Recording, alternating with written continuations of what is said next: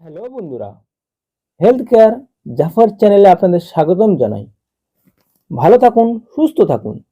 Medicine সম্বন্ধে মূল্যবান তথ্য পাওয়ার জন্য আমাদের চ্যানেলটিকে সাবস্ক্রাইব করুন এবং পাশে থাকার জন্য বেল আইকনটিকে প্রেস করে রাখুন।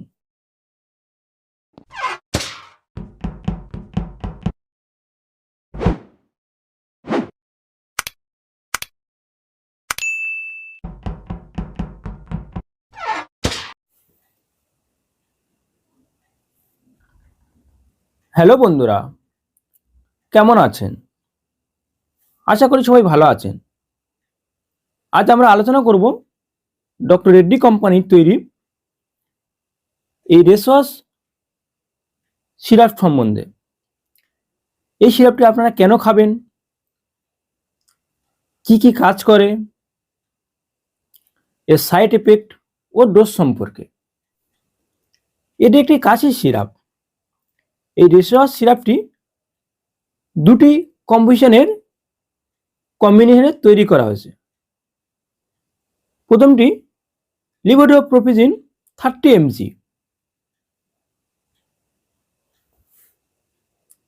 এবং দ্বিতীয়টি chlorpheniramine 2 mg। এই দুই ধরনের মলিকিউল রেসওয়াস সিরাপকে অন্যান্য কাশি সিরাপ থেকে আলাদা করে, কারণ রেসওয়াস সিরাপে থাকা দুই ধরনের মলিকিউল একসাথে খুব অল্প সংখ্যক কাশি সিরাপের মধ্যে দেখা যায়। একটা বোতল 120 ml থাকে, যার বর্তমান দাম 131 টাকা।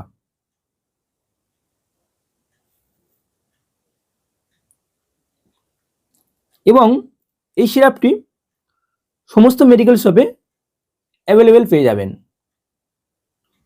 একটু বিস্তারিতভাবে বলতে গেলে লিভোডোপ্রোপিজিন সাধারণত শুষ্ক কাশিটাকে কমিয়ে ও ব্রেন থেকে কাশির জন্য দায়ী কেমিক্যাল মেসেঞ্জার সিগন্যালকে আটকে দিয়ে কাশিকে কম করতে সাহায্য করে।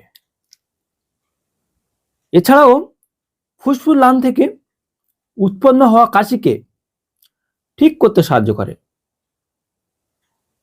নাম্বার 2, ক্লোরোফেনিরামিন ম্যালেট হলো একটি অ্যান্টি অ্যালার্জিক, যা আমাদের শরীর থেকে উৎপন্ন হওয়া হিস্টাকালামিন কেমিক্যাল নামক গ্রোথকে ব্লক করে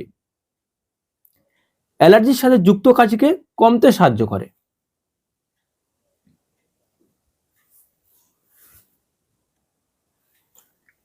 এছাড়াও বলবো Reswas syrup is use in the treatment of dry cough. এই রেসওয়াস সিরাপটি মূলত শুষ্ক কাশির ক্ষেত্রে ব্যবহার করা হয়। যেমন কোনো কারণবশত যখন অনুমোদিত কাশি হতে থাকে এবং সেই কাশিতে কোনো রকম মিউকাস বা কফ থাকে না,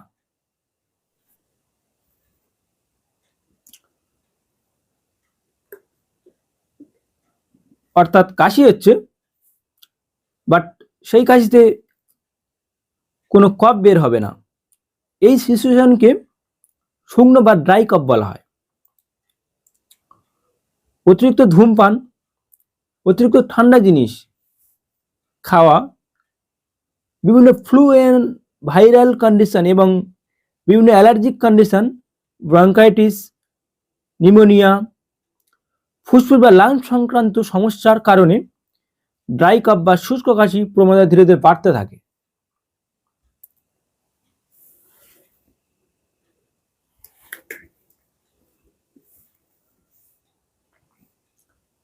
প্রিয় দর্শক বন্ধুরা, এই রেসওয়াস সিরাপটি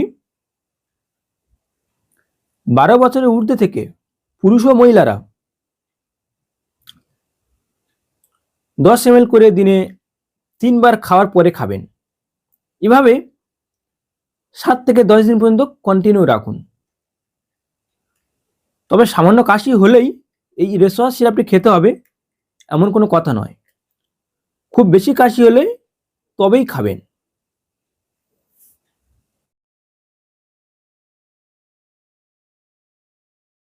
এই রেসওয়াস সিরাপের সাইড এফেক্ট বলতে প্রেগনেন্সি মহিলারা খেতে গেলে ডক্টরের পরামর্শ নিয়ে খাবেন। এছাড়া রেসওয়াস সিরাপের সাইড এফেক্ট হিসাবে যেমন উইকনেস, হেডেক, ভমিটিং,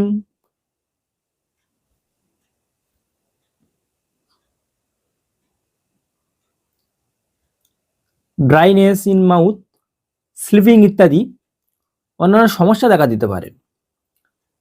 তবে অ্যালকোহল খেয়ে কখনো এই রেসওয়াস সিরাপটি খাবেন না। এছাড়াও বলবো রেসওয়াস সিরাপটি খাওয়ার আগে ডক্টরবাবুর পরামর্শ অনুযায়ী খাবেন।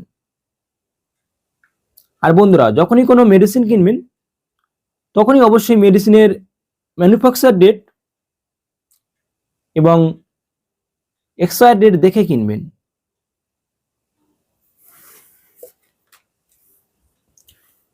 তো এই ছিল আমাদের আজকের ভিডিও। ভিডিওটি দেখে ভালো লাগলে অবশ্যই আমাদের চ্যানেলটিকে সাবস্ক্রাইব করে দেবেন এবং আপনাদের মতামত অবশ্যই কমেন্ট করে জানাবেন।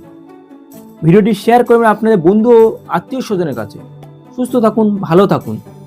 দেখা হবে পরের মূল্যবান ভিডিও নিয়ে। ধন্যবাদ।